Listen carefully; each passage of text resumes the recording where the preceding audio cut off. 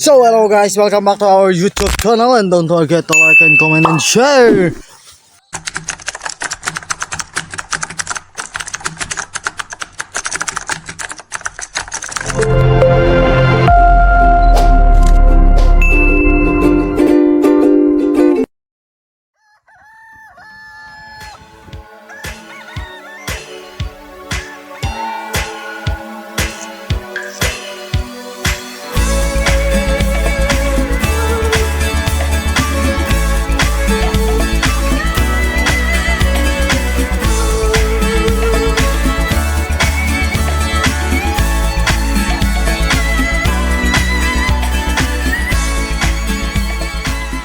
Nako, tuwang-tuwa ang mga manginginom ng tuba matapos yung mapanood ang video na ito.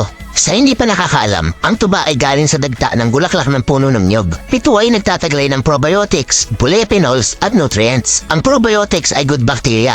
Siya lang naman ang nalaban sa mga bakterya sa ating tiyan. Kailangan natin ng probiotics para mapangalagaan ang ating tiyan laban sa mga bakterya. Habang ang polyphenols ay isang malakas na antioxidants na tinatagit mapaganda ang ating puso. May aman din ang tuba sa vitamin C, potassium at nagtataglay din ng choline, B vitamins, iron, copper, boron, magnesium, manganese, phosphorus at zinc. Ang mga nabanggit ay mahalaga na kailangan ng ating katawan sa araw-araw. Ayon sa pag-aaral, ang polyphenols ay isang plant compound na makatutulong labanan ang chronic disease gaya ng diabetes at heart disease. Ang suka na nagmula sa tuba ay nakatutulong sa pagbalanse ng ating blood sugar. At malaking tulong din ito sa may type 2 diabetes. Kung papapiliin ako ng suka, doon ako sa natural at walang halong kemikal. Nakakabawas din ito ng timbang dahil wala itong calories. At mayaman ito sa acetic acid. Ito yung compound na nakakabawas sa pagkaramdam ng gutom. Bagay ito sa mga tao na diet.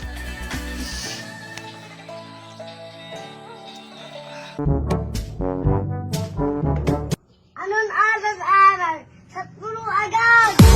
Buti na lang meron pang MP light, Sunmig light, tsaka Balbola. Sabi pa ng mga pag-aaral ng eksperto sa kalusugan, ang pag-inom ng 2 kutsarang suka mula sa tuba ay nakasusunog ng ating taba sa tiyan at nababalanse niya rin ang blood triglycerides level, mga bagay na nagdudulot ng sakit sa ating puso. Huwag ka lang papasobra sa pag-inom ng tuba dahil maaari mo itong isapahamak pag nadarit ang asawa mo, bagay na mas masahol pa sa sakit. Kung tatanungin kita kabayan, gusto mo ba ang lasa ng tuba? Comment down below